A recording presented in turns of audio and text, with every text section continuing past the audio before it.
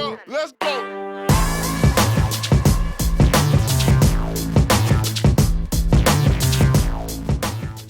Thank you everybody again for joining me for another video where I get to review animes that I've never seen before. This I just recently watched and it wasn't suggested by anybody. The movie I'm referring to is called Swimming to the Sea. It's also known as Paddock. I believe that was the original title, but you can find it on Amazon as Swimming to the Sea. I should also let everybody know that this film was directed by, and pardon me if I mispronounce this, Dae-hee Lee.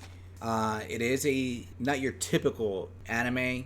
It is actually a South Korean animation, so I don't know if that really would have anything to do with it. I still would consider it an anime just because it is not your typical animation that you would watch in the US market. So knowing that, let's continue this review. It's a short anime film, roughly 60 minutes long. If you're including the credits and whatnot, then about an hour and 18 minutes. Now, the general concept of this, matter of fact, I'll just read you the synopsis because it's super short. In this dark undersea adventure, a fish named Mackerel fights to escape the restaurant she's been captured and return to the sea. But old Flatfish, the longest surviving fish in the restaurant tank, rules over the others with his knowledge of survival. However, when Mackerel comes along, his leadership is threatened. So basically, try to read that as intense as I can. When I first read that synopsis, I thought, oh, it's a dark version of Finding Nemo. If you just focus on Nemo in the tank, that is. It is dark. I will say this. Right off the bat, that is 100% accurate for the movie. I will say it's not gross or, overly over the top or anything like that. It is definitely a movie that is slow and drawn out. You get to see the horrors from the fish perspective, because this is like a sushi restaurant. So you see the fish will get taken out the tank. People will be like, I want that one. Guy just goes in, grabs a fish, slaps it unconscious, and just goes to town on it. And when you really look at it from that perspective, you're like, that's very horrifying. And you're getting to watch your people get cut up alive. But then there's the other perspective, the survivalist perspective, where it's you could try to fight and try to live, or you can come to terms with you're in a confined life. And you can do what you need to survive just in that life, rather than try to escape. And that goes down a very dark path too, where they're like basically turning into cannibalism, but they turn it into a game. And as the moral of it, and this part I did like, because you don't get that moral until the end of this movie. You could try to chase your dream and fight for it and fight for that hope, or you could fight to survive. And in order to do that, you have to be smarter than the other fish. If your dream is to get out of someplace, whether you live or die, then you can chase that. If your goal is to survive no matter what, then do whatever you need to survive. Whether it's surviving in one place or surviving and escaping, then you're still surviving. But the question is, no matter which goal you're going after, is the cost worth it? Because it isn't really. When you watch it, honestly, it's not worth it. Either way, everybody gets screwed. Honestly, I laughed. I seriously laughed when one of the main characters got nixed. I'm not gonna say who. When one of the characters got,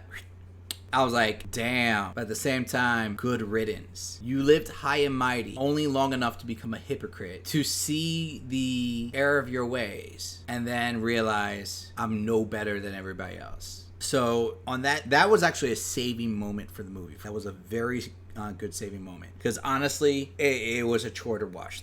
If I have to rate the movie, which I do, it's my show, I have to rate it, I'm gonna actually give it a 1 tot out of 5. As much as I talked about that one saving grace in that movie, that's one saving grace moment in an hour and 18-minute long film.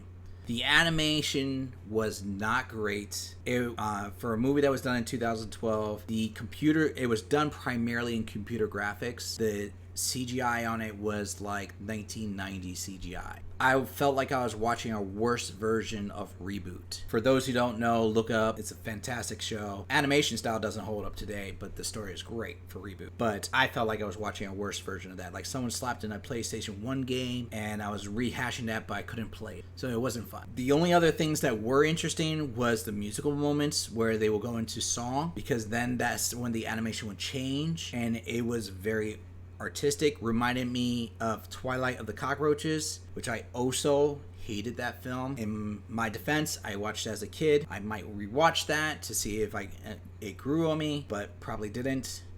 But yeah, I am not a fan of this film. I am happy I watched it just for that one little moment, but I really could have done without it in my life, honestly. And just to be frank, I did watch it with someone else because this was not intended to be part of my review. If I watched it by myself, I probably would have tried to see if I could do a 0 out of 5.